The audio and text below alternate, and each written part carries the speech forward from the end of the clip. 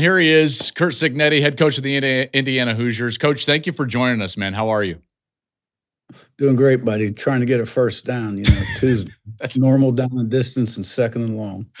Here's what I love about you is that you downplay everything. So this is, by the way, this is our when we go in for meetings with Curt Cignetti and everything. We're like, how you doing? He's like, well, we're just trying to get a first down. Even though you just beat Oregon on the road and they were 41-1 in their last 42 home games. So you're doing a little better than that. Yeah, pretty good win. Oh man, I love it. So here's the deal. I want to make sure that I am doing you and your players not just a solid, but treating you guys the right way. There's no doubt because of your success, people are going to put you on the shortest of short lists for whatever coaching opening there is out there. But I don't want to ask you about that. I don't think it's fair to you. I don't think it's fair to your teammates or your team more specifically. In particular, being a former player, I don't want to hear my coach talk about that. So I don't want to talk about that out of respect for you and your players. What I do want to talk about, though, is this idea and plan that you at Indiana can not only build something special, but be a perennial power. There seems to be a decent financial backing. I'm sure you want to see that increase. There's obviously a large revenue share from the Big Ten, which is the biggest revenue conference in America. And there's also the news of that private equity deal that could potentially infuse every Big Ten team with quite amount of resources. So this idea, Coach, that you can be a perennial power at Indiana, how does that sound? Oh, sounds good. I'll take it. How much does it cost? We've come a long way in a short amount of time, and Pam Whitten and Scott Dolson, Pam being the president, have really committed to football financially. And obviously, it takes a strong financial commitment. Being in the Big Ten obviously brings a few more dollars. We've come a long way, but facility-wise, there's things we want to do. And obviously, with rev share and NIL, you want to be in the top third of the league in resources, to be able to compete and get to where you want to get to.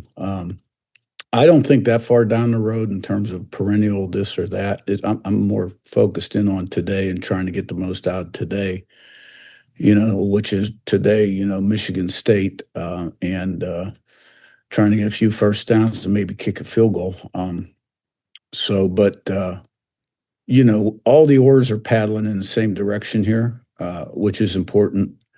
And, our team knows that, I have 100% commitment to developing this football team to its fullest potential. I love the people that I report to, love living here.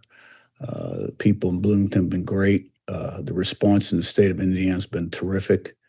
But I also understand that, success is very temporary. Mm-hmm.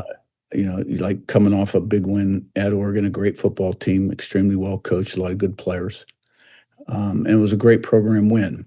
That now it's time to rip off the rearview mirror, so to speak, and the whole key is going to be our response, because next week's big news will be all based on what we do today. Mm-hmm. And, this team's met every challenge up to this point because how we prepare and our ability to focus, eliminate the noise and the clutter, control the controllables. We have high standards, and, you got to stack meetings and days and put yourself in the best position to be successful on Saturday. But then you got to put it on the field, play 1 to 150. And, proud of the way we play first play to last play, really in all three phases, been pretty consistent this year. So, I really believe in college football this time of year, it's who shows up ready to play. Yeah. Like the first game or two, everybody shows up ready to play. After that, who's got the right mindset, who's prepared, because 95% of the teams in P4, anybody can beat anybody on any given day. And Michigan State's a good football team. They got good players. They got good coaches. And, we need to be at our best. So if you wouldn't mind just leaving that rearview mirror up for just a moment, because that was, a seismic win in a lot of ways throughout college football, the ripple effects throughout college football. You guys are clearly a top end team that, yes, any given week can beat anybody in the country at this point, and now that's evident. And I think that you could win a national championship if you play to that level every week. Now that's the question, but in that game, what impressed you most about the way that your guys played and handled that environment? Well, I thought we had a great mindset going in. You don't go on the road and have a great win um, without a great mindset. And one thing about our team, we have a lot of veterans that have had a lot of success at this level. At Big Ten Media Day, somebody had thrown a stat at me that we had more uh, games started on our roster than any other team in the Big Ten, and by far. So not only are we a veteran team, but we have great character and leadership on this team, which is important. Um, what impressed me was, it was a physical, hard fought football game. But the way we responded to adversity throughout the game, we never doubted. We had an indomitable will, so to speak, and very resilient, and found a way at the end. And we took it to them physically. In fact, our defense was just outstanding in the second half. Um, held them to 3 points, 2 interceptions, 41 total yards, other than the last prevent defense drive. Um, and 6 sacks on the quarterback, 8 TFLs.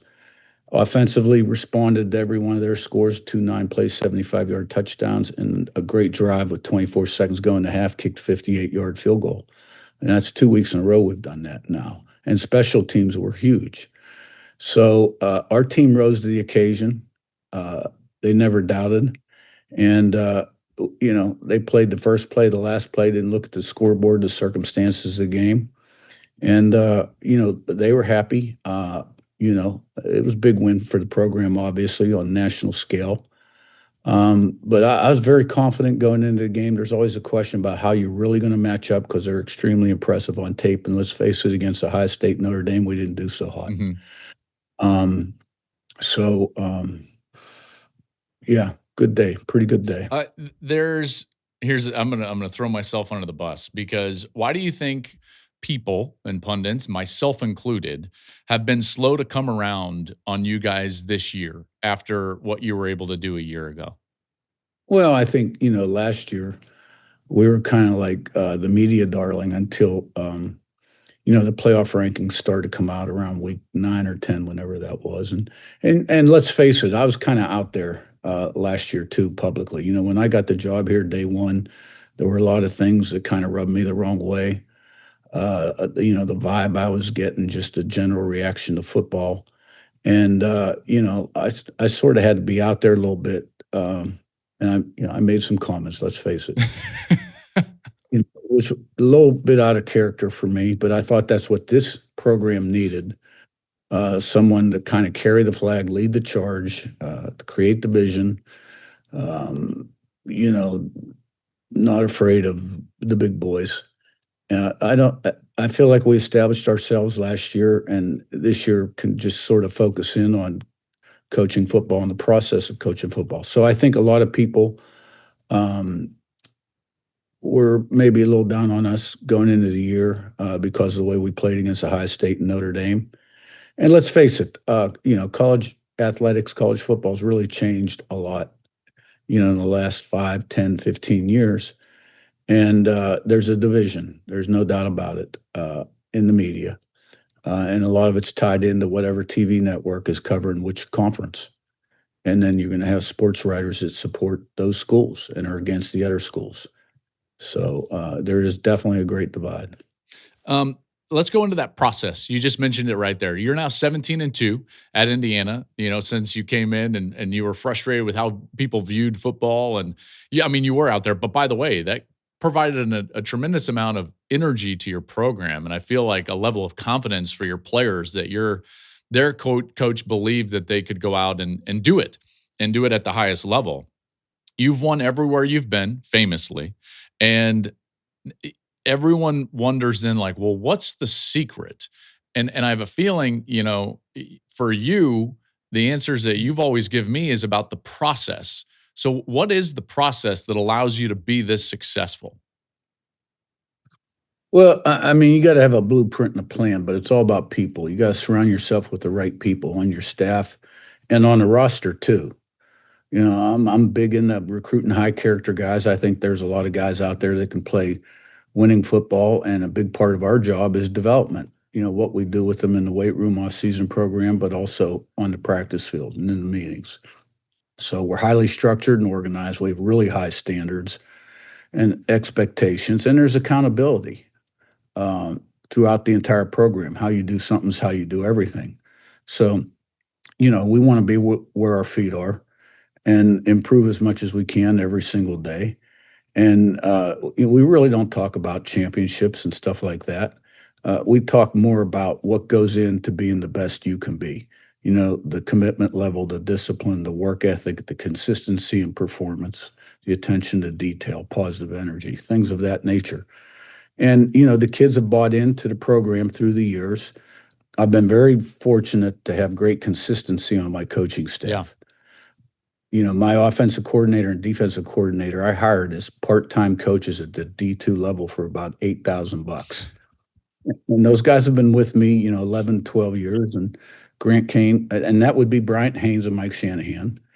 And Grant Kane, my special teams coordinator, has been with me about 6, 7 years. And, we're in the top 5 in the country lately at the end of the year, in teams. And we've been really, really good this season. But a number of other people in the organization have been with me a long time. So they know how we do things. They know how I am, the expectation level. I try to keep those guys fresh. I mean, when we're in here, we're efficient, we're organized, we're working, we don't waste time. And when we're done, I tell them go home. And I'm the same way with the team in meetings and on a practice field. I mean, we're a really short practice operation. I mean, we'll have about a 35-minute walkthrough on Mondays, and on Fridays we'll have about a 25-minute walkthrough. And Tuesday through Thursday, I mean, we're on that field about hour 35, hour 40 minutes and off, because I just believe in keeping people fresh and healthy. And the better people feel physically, the better they're going to be mentally too. So there's a lot that goes into it, but it's done with people. And we have great people. So I earlier in this show, before I welcomed you on, I was going through kind of mid-season awards and guys that have played the best, coached the best, and Mike and Bryant were two guys that I had on my list for the Broyles Award. I think that they've done that good of a job for you. Another guy that I think has been tremendous and is going to start to garner a lot of attention for the most prestigious award in college football is your quarterback, Fernando Mendoza. People are starting to come around and mention him for the Heisman Trophy, and rightly so for the way that he's played. What did you see in his game and personality and character that made you believe that he would be the right fit at Indiana this year? Yeah, well, it was a pretty easy decision. And, we had his younger brother, Alberto, in the program. Alberto won a couple state championships and has a lot of great qualities. So the the family was very familiar with how we run the program and the history of success we've had with the quarterback position. Fernando on tape had a lot of physical talent. He's big, he's really smart. He's got a whip, a quick release. He can make all the throws, and he's mobile and he's tall. When we got him, he needed a little bit of work in the pocket. We had to calm him down a little bit, work on his footwork, processing. The progress he has made since he got here is unbelievable in the pocket. But as much as he has improved, he still has that much more he can go because of his physical ability. And one thing about him, he's a great person, strong values, extremely intelligent, cares about people, very active in the community. If there were 25 hours in a day, he'd spend all 25 preparing. I mean, he wants to be great, and he does everything he can to be great, and teammates love him. Well, I can't wait to cover you guys and get a game. There's a chance that one may be coming up, and we may be coming into town unofficially. So we'll see if that takes place, and I'd be certainly looking forward to do that. My last question, and it's just because I wanted to, I like cookies and brownies. So, which one is it, cookies or brownies? I don't know where that came from. I'm kind of second guessing myself on I said to my wife last night at home, I said, that was kind of a weird comment. She goes, no, I like that one. I'm a cookie guy. Yeah. Chocolate. Okay, good. There we go. By the way, immediately when you said that, I thought to myself, heck, with a little vanilla ice cream, I'll take both. Absolutely. That's right. Oh, man. Hey, Curt, great job last week.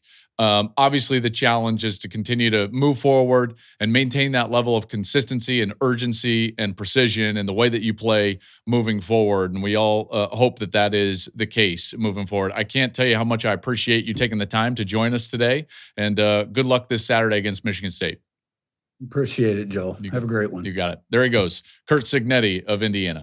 Thank you for watching the Joel Klatt Show YouTube channel. And if you liked this clip, make sure to like it and subscribe to the channel. And you can stay up to date on all of my college football coverage.